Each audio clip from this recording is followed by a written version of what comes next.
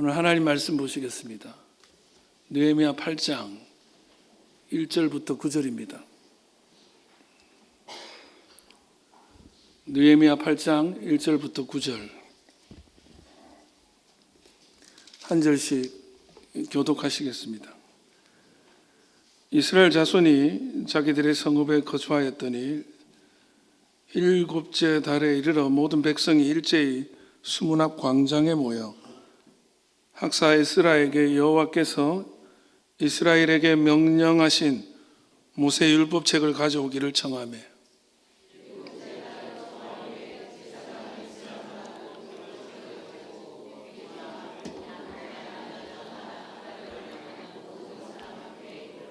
수문 앞 광장에서 새벽부터 정오까지 남자나 여자나 알아들을 만한 모든 사람 앞에서 읽음에 뭇백성이 그 율법책에 귀를 기울였는데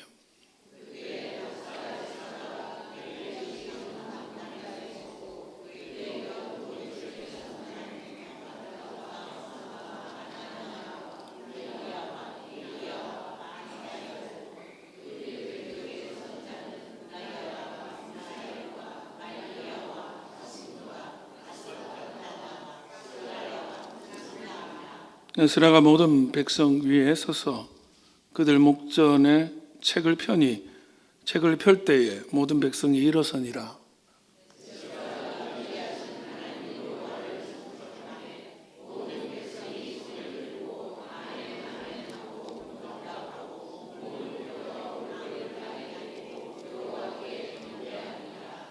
예수아와 바니와 쉐레바와 야민과 악국과 사부대와 호디야와 마세아와 그리다와 아사랴와 요사박과 하난과 블라야와 레위 사람들은 백성이 제자리에 서 있는 동안 그들에게 율법을 깨닫게 하였는데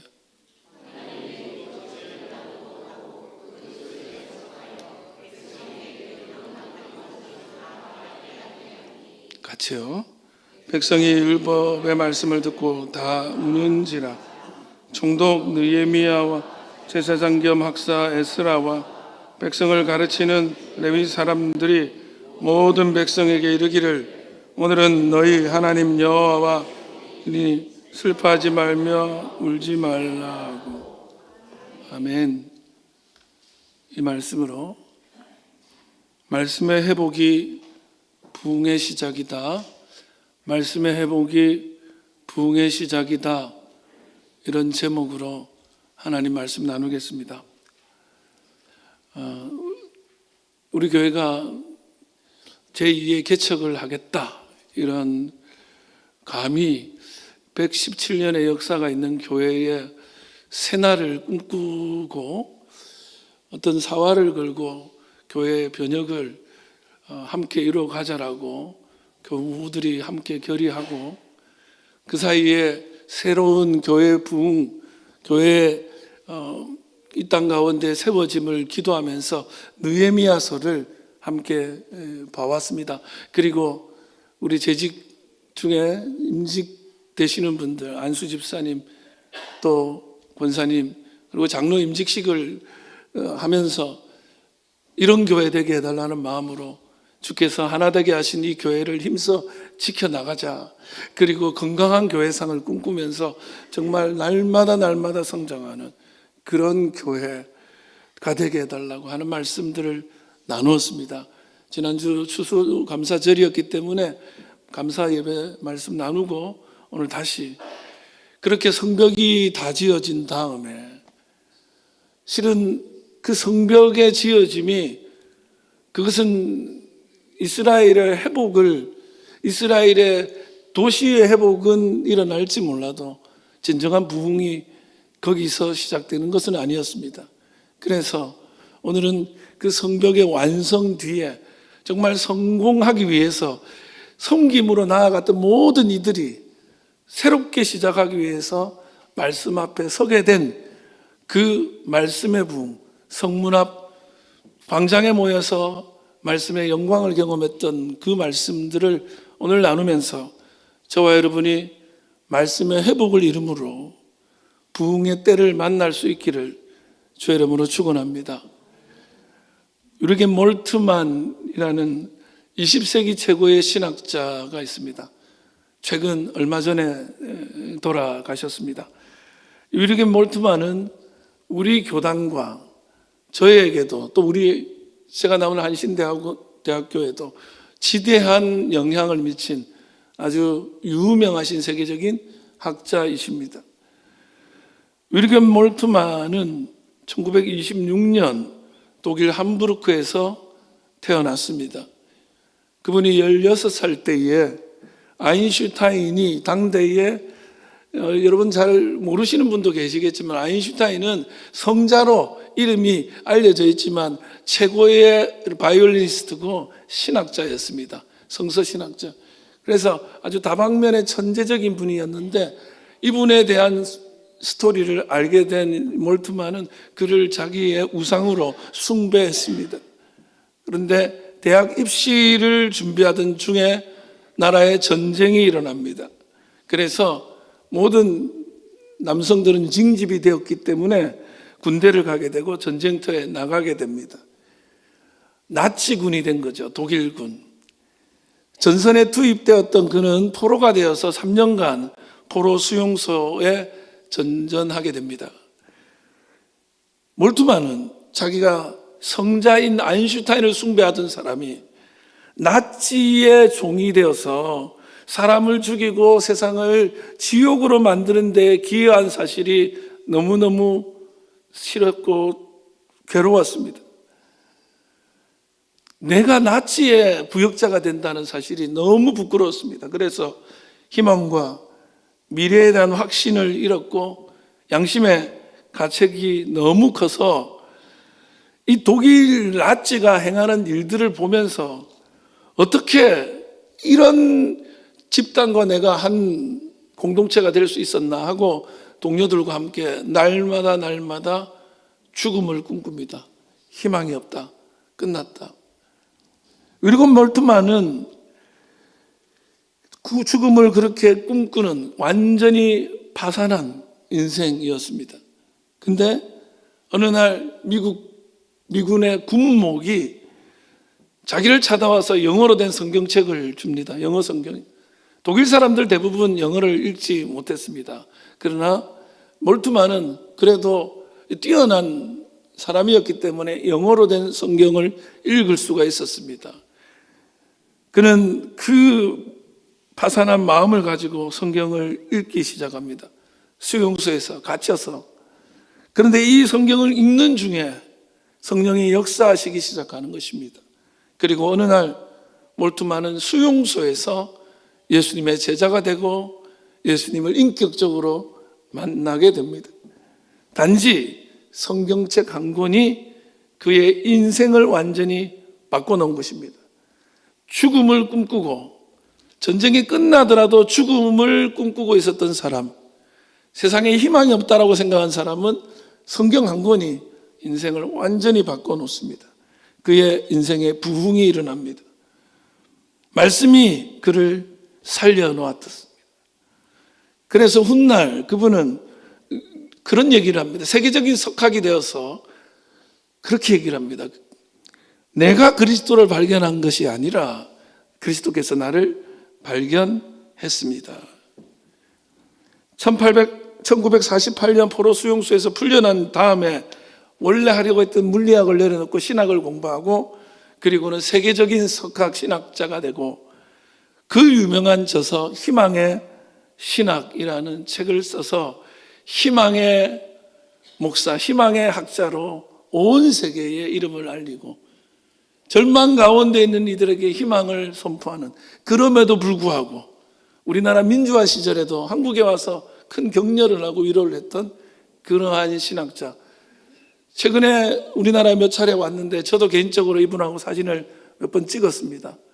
그리고 총회 때도 2번 오셔서 인사하고 발표도 하고 그렇게 하셨는데 제가 이상하게 그 사진을 아무리 찾아도 없어서 우리 학교 채플실에서 도울 김용옥 선생이랑 같이 대담했던 사진 하나를 찾아서 이렇게 여러분에게 공유합니다. 어찌됐든 이분은 인생이 끝나는 인생이요, 절망밖에 없는 세상을 저주하면서 죽으려고 했던 사람인데, 세상을 희망을 선포하면서 세상을 살리는 인생으로 20세기를 지나 21세기까지 최근 2년 사이에 돌아가셨기 때문에 정말 장수하셨고 많은 곳에서 희망을 선포했습니다. 이분이 이렇게 바뀔 수 있었던 건 뭡니까? 하나님 말씀인 성경책의 능력이었죠. 여러분, 성경은 하나님의 말씀입니다. 믿는 사람들, 그리스도인들은 성경을 하나님의 말씀이라고 합니다. 성경책은 우리가 이렇게 살아야 된다, 도덕과 윤리의 삶을 알려주는 선에 멈추는 것이 아닙니다. 성경 속에는 우주의 진리가 있고 살아계신 하나님의 생명이 함께하고 있습니다.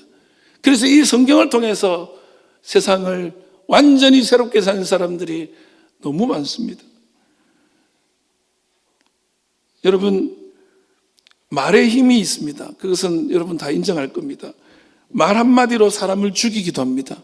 말 한마디 때문에 그 인생이 절망을 경험하고 죽음을 꿈꾸게 되기도 합니다.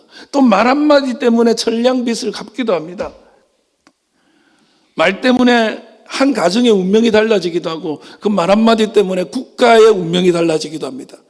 히틀러는 말을 가지고 자기 민족을 다 지옥불로 이끌어 갔습니다. 뿐만 아니라 전 세계가 죽고 죽이기는 사륙의 형장으로 만든 사람이 히틀러의 다름이 아니라 말이었습니다. 말은 능력이 있죠. 사람의 말도 참 그렇게 능력이 있습니다. 그런데 살아계신 하나님의 말이라면, 살아계신 하나님의 말씀이라면 사람의 말과 비교할 수 있겠습니까? 그래서 그 하나님의 말씀이 성경과 하나님의 말씀은 지금도 우리가 알지 못하는 사이에도 수많은 기적을 만들고 있고 변화를 만들고 있고 역사를 만들고 있습니다. 지금 여러분은 그 하나님의 말씀 가운데 있는 줄 저는 믿습니다. 오늘 본문은 그런 겁니다. 느헤미야의 지도하에 50여일 동안 수백 년 동안 짓지 못했던 성벽을 짓고 성을 짓습니다. 우리가 살아갈 울타리가 만들어졌고 공간이, 안전한 공간이 만들어졌습니다. 그러나 이스라엘 백성들은 학사인 그리고 제사장인 에스라를 청하여서 율법책을 들고 와서 율법책을 읽어달라고 합니다. 왜 그랬습니까? 이들은 너무 잘 아는 거죠. 자기들이 바벨론, 우리로 치면 일본에 팔려갔다가 포로로 갔다가 오랜 동안 고향을 떠나서 자식을 낳고 그 자식이 돌아온 거예요. 우리가 왜 그렇게 됐나? 우리가 살았던 시절에 성은 더 견고했고 그때는 군대도 있었고 그때는 좋은 제도도 있었고 왕도 있었는데 그것들이 다 소용없더라는 거예요. 그것들이 우리를 지키지 못하더라는 거예요. 건물이나 군대가 우리를 지키지 못하더라는 거예요. 우리가 하나님 말씀을 떠나고 죄악을 지으니 망하게 되고 나의 처소 또한, 나의 안전한 도성 또한 다 무너지고 나도 쫓겨나게 되더라. 그 경험을 했기 때문에, 이 집이 우리를 못 지키는 줄 알았기 때문에, 그래, 말씀이 뭐라고 하는지 다시 들어보자. 그래서 말씀을 청하고 그 말씀을 듣게 되면서 그 예루살렘에 그 수문 앞 광장이 부흥의 땅이 되기 시작합니다. 그때부터 새로운 역사가 일어납니다. 저는 우리 교회 가운데 그날의 부흥이 다시 세워지기를 주의 이름으로 축원합니다. 성벽이 갖춰졌다고, 건물이 세워졌다고, 제도가 있고 시스템이 좋고, 요즘 우리 교회 오면 찬양팀 부럽다, 마이크 영상 부럽다, 다 부러운 거 추성인 사람들이 많대요. 너무 부러워요. 그러나 여러분, 그게 우리를 지키거나 우리를 부흥으로, 변화로, 생명으로 이끌지 못합니다. 그거는 그냥 껍데기예요. 말씀, 살아계신 하나의 말씀의 부흥이, 회복이 부흥을 만들어내고 변화를 만들어내고 생명을 만들어 내는 것입니다. 여러분, 저는 여러분에게 진짜 이 부흥이 있기를 바랍니다. 그러기 위해서 오늘 우리가 어떻게 해야 될 것인가? 첫 번째는 그 말씀 앞에 사모함과 경외함으로 서야 합니다. 여러분, 말씀 앞에 사모함과 경외함으로 서시기 바랍니다. 너무 당연한 말 같죠? 여러분, 왜 이렇게 해야 됩니까? 말씀이 부흥의 시작을 불러오기 때문에, 말씀이 변화를 불러오기 때문에 그 말씀에 대한 가치를 안다면 사모하고 경외해야 되는 것입니다. 오늘 본문을 보게 되면 이분들이 얼마나 말씀을 사모하고 경외했는지가 자세하게 나옵니다. 오늘 본문은 1절입니다. 이스라엘 자손이 자기들의 성읍에 거주하였더니 일곱째 달에 이르러 모든 백성이 어떻게 했다고요? 일제히 수문 앞 광장에, 그러니까 뭐 누구 따로가 아니야. 다 같이. 이 절에 보면 남녀가 같이 나왔다. 옛날에 율법을 만든 사람들이 이상하게 왜곡해서 여자들은 나오면 안 된다고. 그 다 잘못된 거예요. 말씀 앞에 차별이 없습니다. 다 나간 겁니다. 그러면서 학사 에스라에게 여호와께서 이스라엘에게 명령하신 뭐라고요? 모세의 율법책을 가져오기를 청하매. 그래서 그들이 수문 앞에 모였어요. 우리로 치면 이 수문 앞은 광화문 광장 같은 거예요. 이 정치적이고 종교적이고 사회적인 광장이에요. 여기에서 무슨 일을 해요? 사진 한 장 보여주십시오. 제가 AI한테 수문 앞 광장 사진 좀 그려줘 했더니 이렇게 그려놨더라고요. AI가 그린 거예요. 이렇게 생기진 않았는데 이렇게 모인 거야. 많이 모인 거예요. 왜 모였냐? 네. 말씀을 좀 들려달라고. 누가 시키지도 않았는데 자기들이 청한 거예요. 자발적으로. 옛날에는요, 성경책이 지금은 널려 있지만 여러분 15세기 이전만 하더라도 성경책은 우리 손에 없었습니다. 이 시대는 아예 성경책이라는 걸 구경하는 게 이상한 거예요. 옛날에 여러분 텔레비전이 지금 집집마다 한두 개씩은 다 있지만 옛날에는 텔레비전이 동네 하나 있었어요. 그러면 그 텔레비전에 축구 중계, 홍수환, 권투한다 그러면 다 모여서 보는 거예요. 그거 모르시죠? 예? 옛날에는 텔레비전이 이렇게 잠금새도 있어서 텔레비전을 잠궈놨어. 압니까?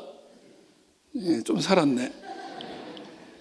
그랬던 시절에 다 모였던 것처럼 말씀을 볼 수가 없어요. 말씀을 알 길이 없어요.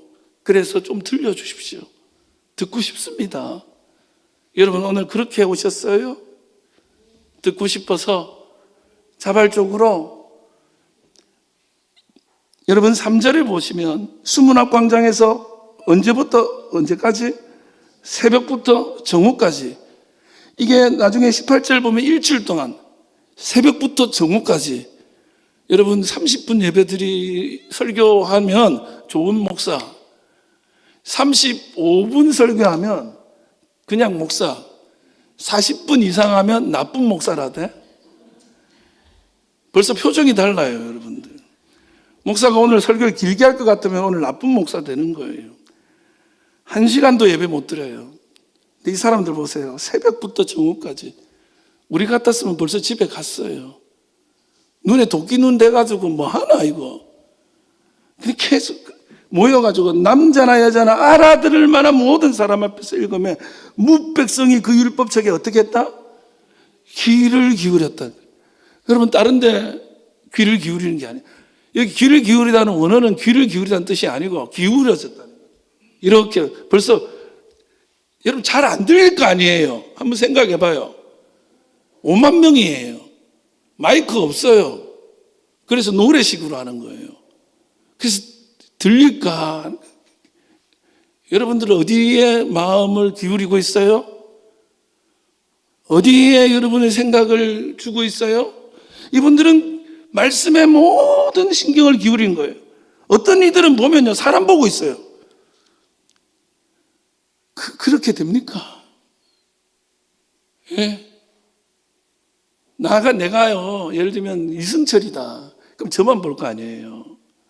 여기 하나님이 서 있어. 그럼 하나님만 볼 거 아니에요.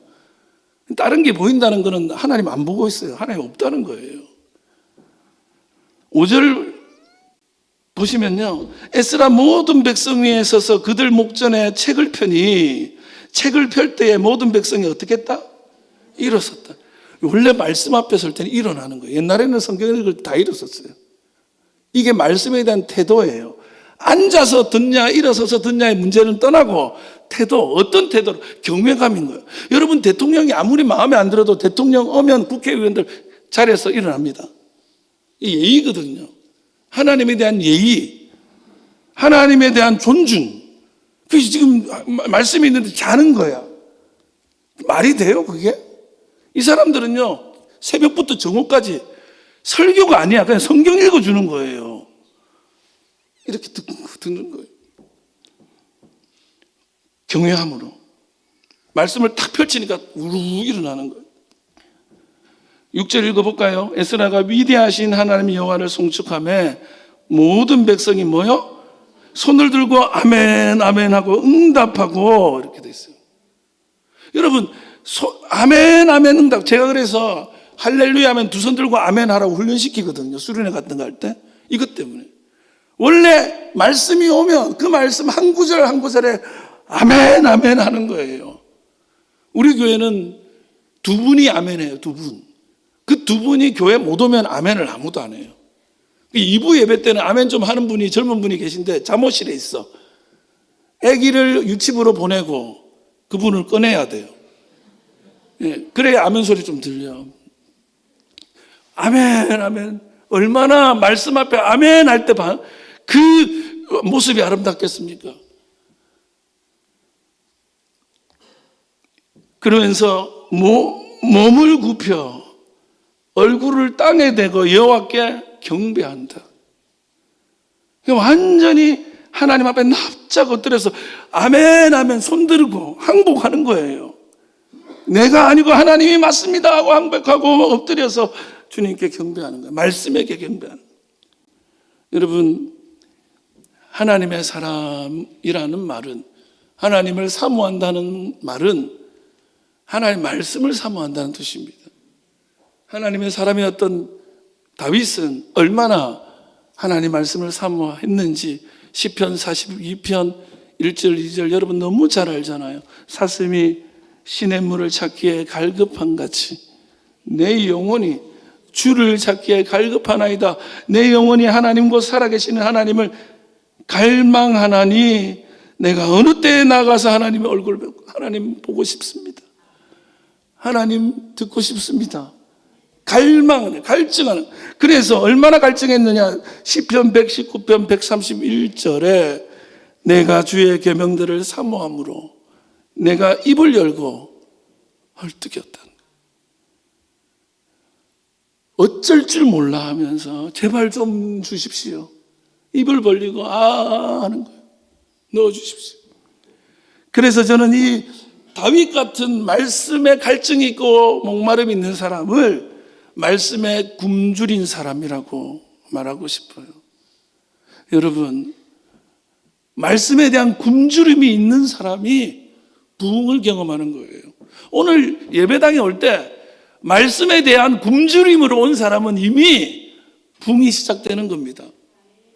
말씀에 대한 갈증이 있고 말씀에 대한 열망이 있는 사람과 그렇지 못한 사람이 같을 수가 없거든요.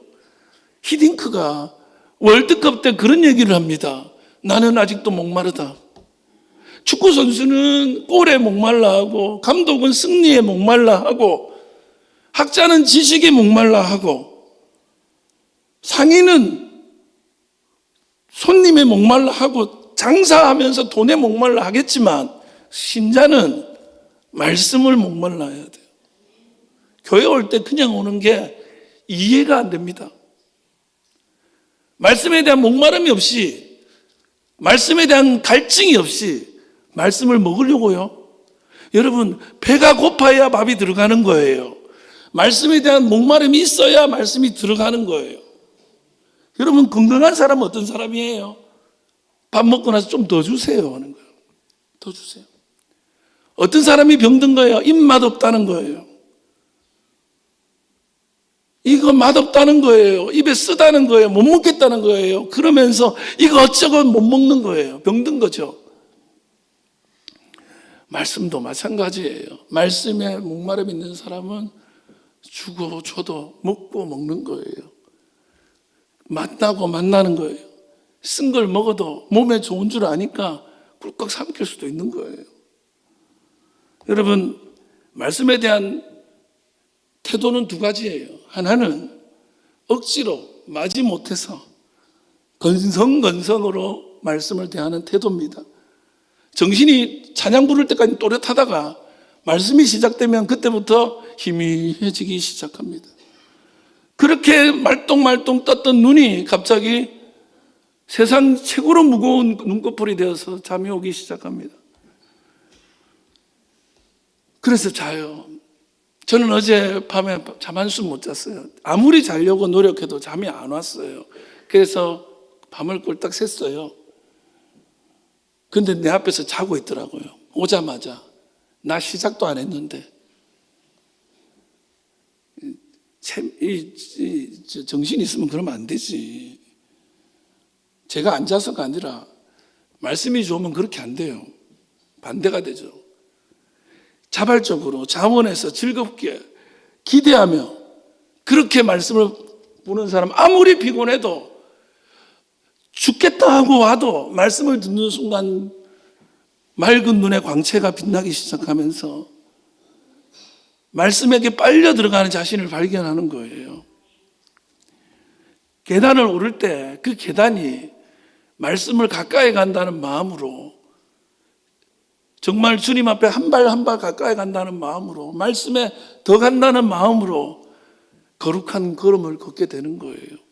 그래서 저는 우리 교회가 12월 달 대림절 첫 주일부터 매일 정오에 여러분들이 말씀을 사모하기를 사모하면서 동일한 말씀, 생명의 삶으로 새벽 기도부터 다 하는데, 그 본문들을 여러분이 같이 읽으면서 마음으로 사모하고 경외함으로 말씀을 받을 수 있기를 바랍니다. 교회가 하나 되기 위해서는 말씀이 최고예요. 그래서 교회는 그 말씀이 묵상되어지고 나누어지는 동영상이 있거든요. 생명의 삶. 그것을 링크로 여러분들에게 전달할 것입니다. 그러면 그 말씀 들으면서 식사를 하시든지, 점심은 다 직장에서도 먹으니까요. 그렇게 해보십시다. 그래서 말씀의 사모함을 회복하면 그때 부흥이 시작될 것입니다. 두 번째는 깨닫기를 바라며 말씀 앞에 서야 되는 거예요. 실은 말씀을 듣는 게 목표가 아닙니다. 말씀을 깨닫는 게 목표예요. 말씀을 이해하는 게 목표예요. 말씀을 아는 게 목표죠. 밥을 먹는 게 목표가 아니에요. 소화시켜야죠. 소화. 오늘 본문에 계속 나오는 단어가 있는데 한국말로 번역을 다 다르게 해서 이게 다른 말인 줄 알았는데 같은 단어예요. 2절, 일곱째 달 초하루에 제사장 에스라가 율법책을 가지고 회중 앞, 그 남자나 여자나 알아들을 만한 모든 사람 앞에 이르러, 알아들을 만한 모든 사람, 이 단어. 3절에 수문 앞 광장에서 새벽부터 정오까지 남자나 여자나, 그 다음 뭐죠? 알아들을 만한 모든 사람, 같은 단어예요.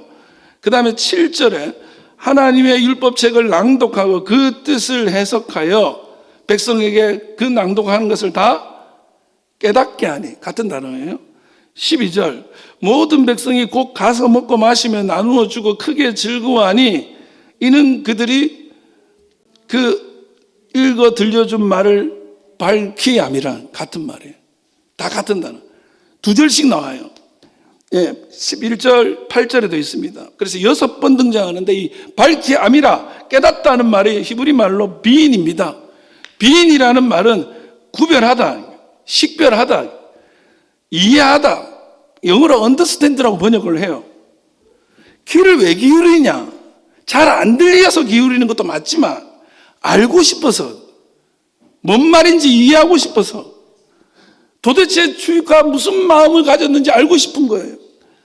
여러분, 깨닫는 게 왜 중요합니까? 깨닫는 만큼 변하기 때문이에요. 깨닫는 만큼 살기 때문에 그렇습니다.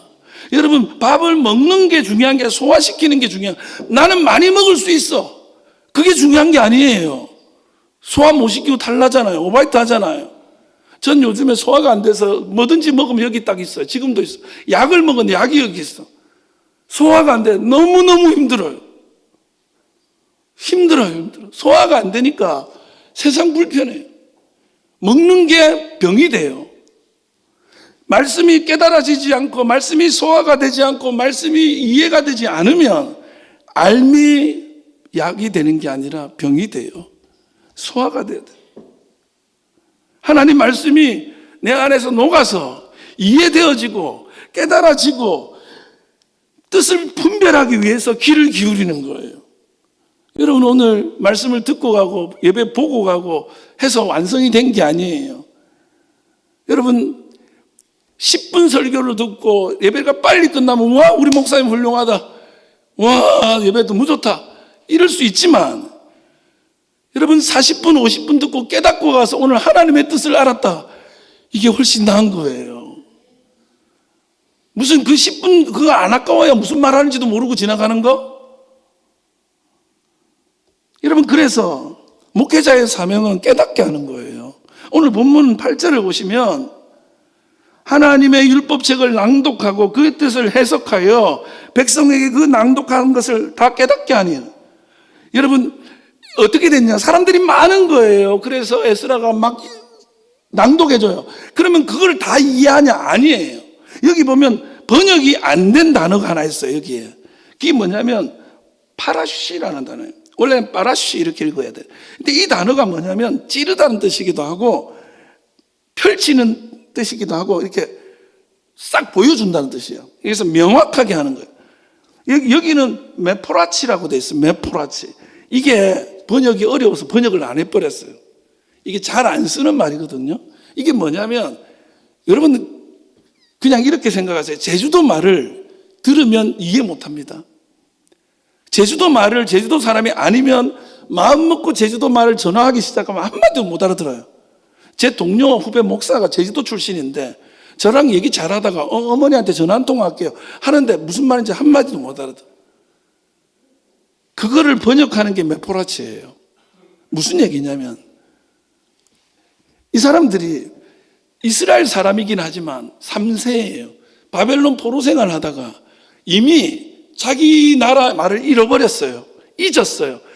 지금 히브리 말로 아람어로 성경이 막 읽어지고 있는데 들어도 뭔 말인지 아는 사람은 뭐 몇 안 되고 다 모르는 거예요. 그래서 그 밑에 레위인들과 제사장들이 그거를 이게 이런 뜻이에요 하고 다시 읽어주고 그들의 말로 번역해 주는 거예요. 우리식으로 영어로 막 해주는 거예요. 동시통역. 와, 훌륭하죠. 그래서 목회자한테 잘해야 돼요. 목사가 그걸 잘못 전달하면 이 사람은 지금 그 말이 맞는지 아닌지도 모르고 그냥 알아듣는 거예요. 아, 그런 거야? 그러니까 이단이나 이런 데 빠지는 거죠.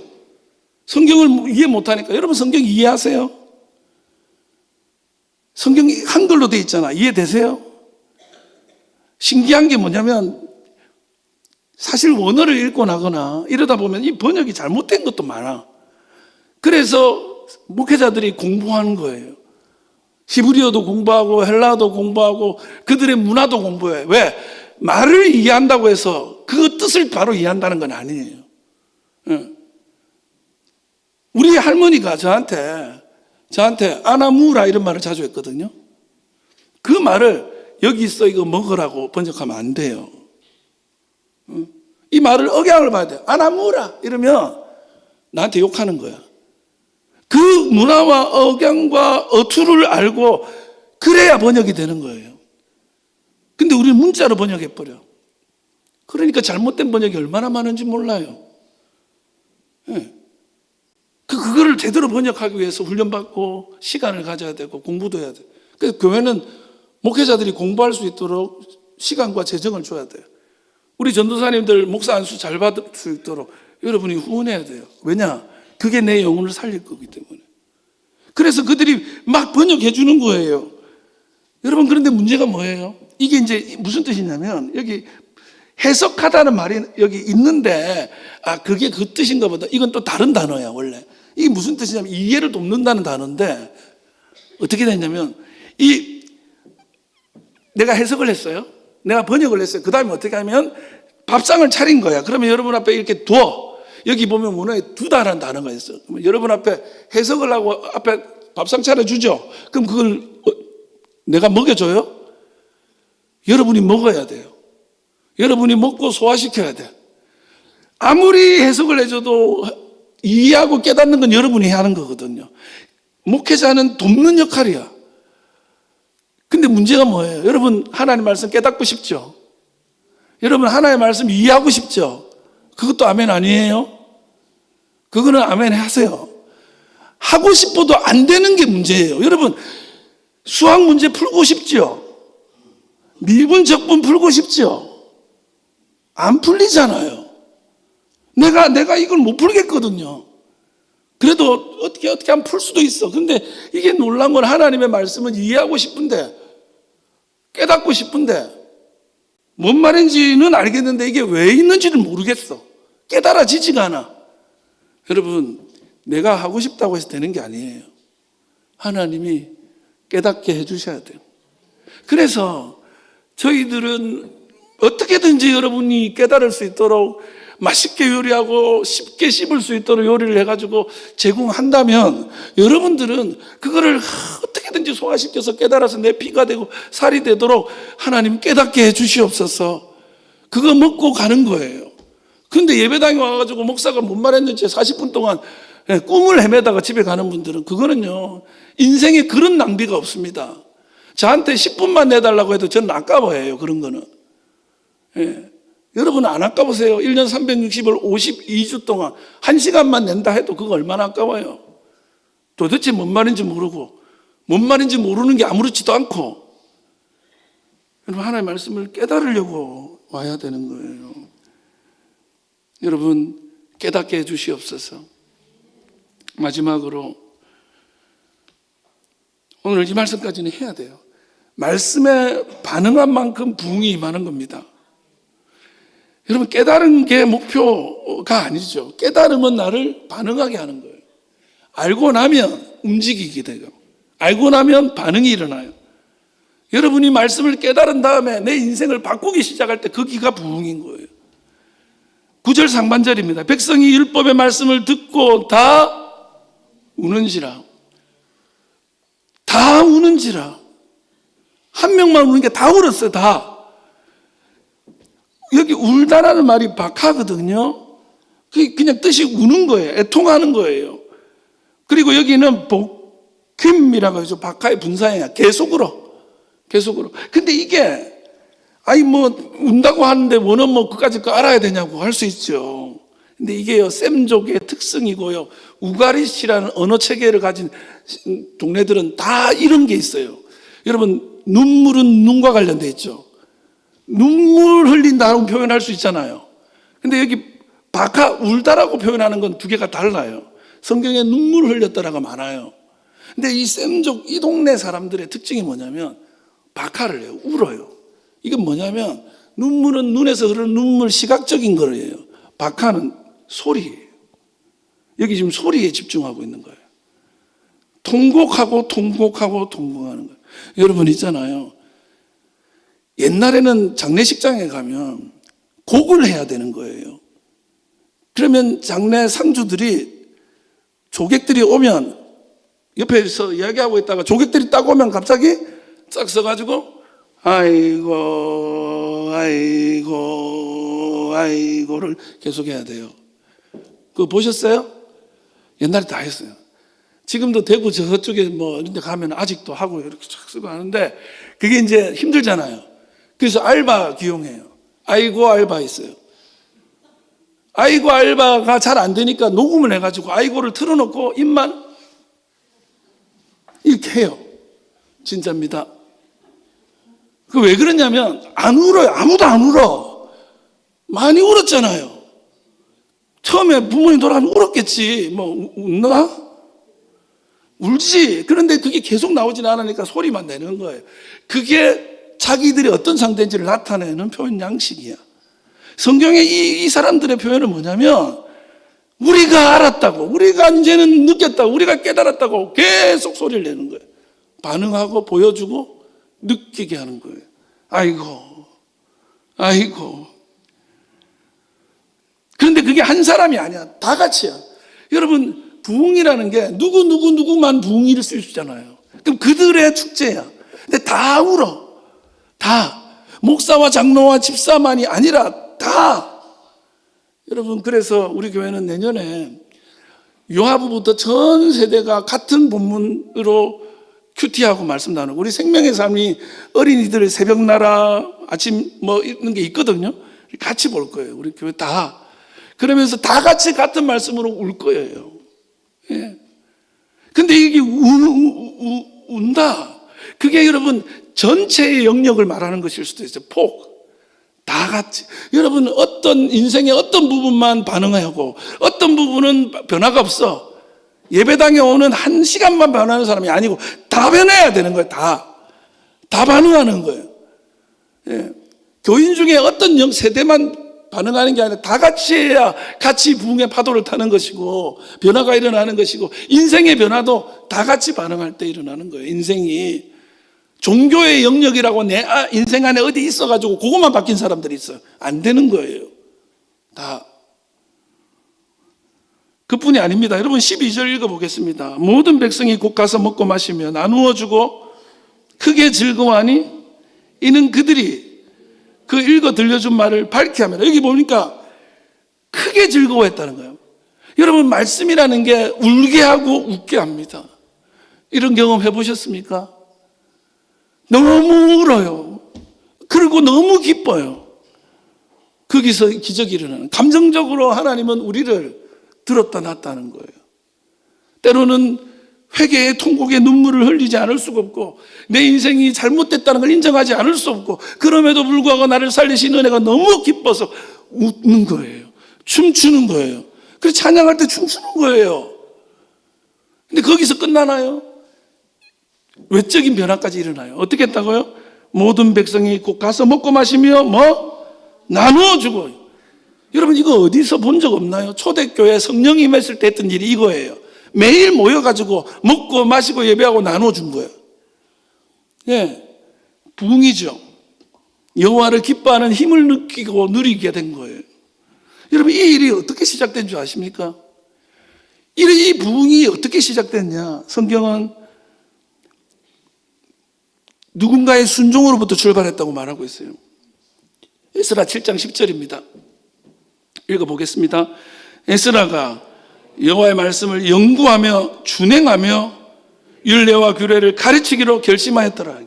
에스라가 먼저 왔는데 성벽은 못 지었어요. 그런데 말씀을 혼자서 막 연구했어요. 그러면서 그 말씀대로 행했어요. 그러면서 결심합니다. 그 말씀에 감동되어져서 이 말씀을 이들에게 가르쳐야 된다. 그래서 에스라가 우리가 말씀으로 살아야 된다, 건물이 살리는 건 아니라고 끝없이 말했더니 오늘 갑자기 사람들이 우리 그거 다 듣고 싶다라고. 한 사람의 순종이 공동체 전체를 바꾸는 거예요. 여러분 오늘 저는 우리 교회가 다 울고 변화되기를 바랍니다. 그러나 그 일이 일어나기 위해서 누군가 한 사람의 마중물이 먼저 불타야 돼요. 먼저 태워야 돼요. 먼저 외로워야 돼요. 저는 제가 그 길을 먼저 갈 겁니다. 여러분이 함께 걷게 되기를 축복합니다. 말씀 마치려고 합니다.